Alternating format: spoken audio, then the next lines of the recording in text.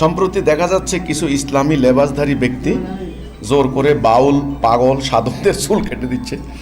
এটা নিয়ে পক্ষে বিপক্ষে তুমুল আলোচনা হচ্ছে। এই বিষয়ে আপনার মতামত জানতে চাই। বাংলাদেশে এখন একদল ইসলাম কায়েম করে ফেলছে, মাজারে হামলা করছে, ওই যে লাশ কবর থেকে তুলে আইনা পোড়াইয়ে দিচ্ছে। এই যে দেখলাম ওই মারেফতি লাইনের আর কি, ওনার চুলে জটা ছিল, জটা কাইটা ফেলছে। তারপর উনি আবার করুন, এটা একটা করুন একটা বিবিসি প্রকাশ করছেন, আল্লাহ তুই দেখিস, আল্লাহ তুই দেখিস।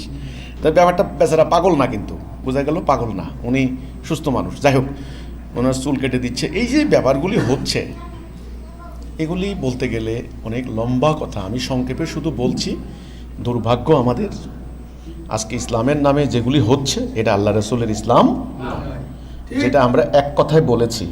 আল্লাহ রসুলের সেই সহজ সরল উদার সেই মানবতার মুক্তির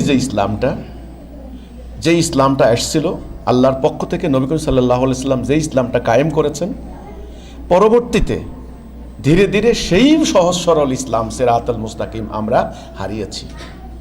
নানান বাঁকে বাঁকে সর্বশেষ ব্রিটিশরা মাদ্রাসা প্রতিষ্ঠা করে সর্বনাশ করে দিয়েছে। এখন এখানে নানান মতবাদ, নানান ফেরকা, নানান আন্দোলন হয়েছে, নানান ধরনের লোকেরা বই লিখেছে।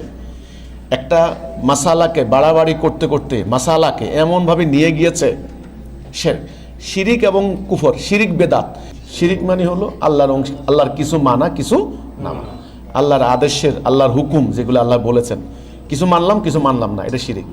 যেমন আল্লাহ বলেছেন সালাহ কায়েম করো, ফরজ, আমরা সালাহ কায়েম করলাম। কিন্তু আল্লাহ যে বলেছেন আদালতে বিচার করো, কেসাসের বিধান তোমাদের জন্য ফরজ করা হলো, কেসাস মানলাম না, আমরা ব্রিটিশের আইন দিয়া বিচার করলাম। আল্লাহ বললেন যে সুদ খাইও না, এটা কিন্তু হারাম, এটা কিন্তু মানলাম না। আল্লাহ বললেন শুয়োর খাইও না, শুয়োর কিন্তু খাচ্ছি না, খুব ঘৃণা করতেছে, কিন্তু সুদ কিন্তু খাচ্ছি। এই যে বিষয়টা, কিছু মানলাম কিছু মানলাম না, এটা হলো শিরিক।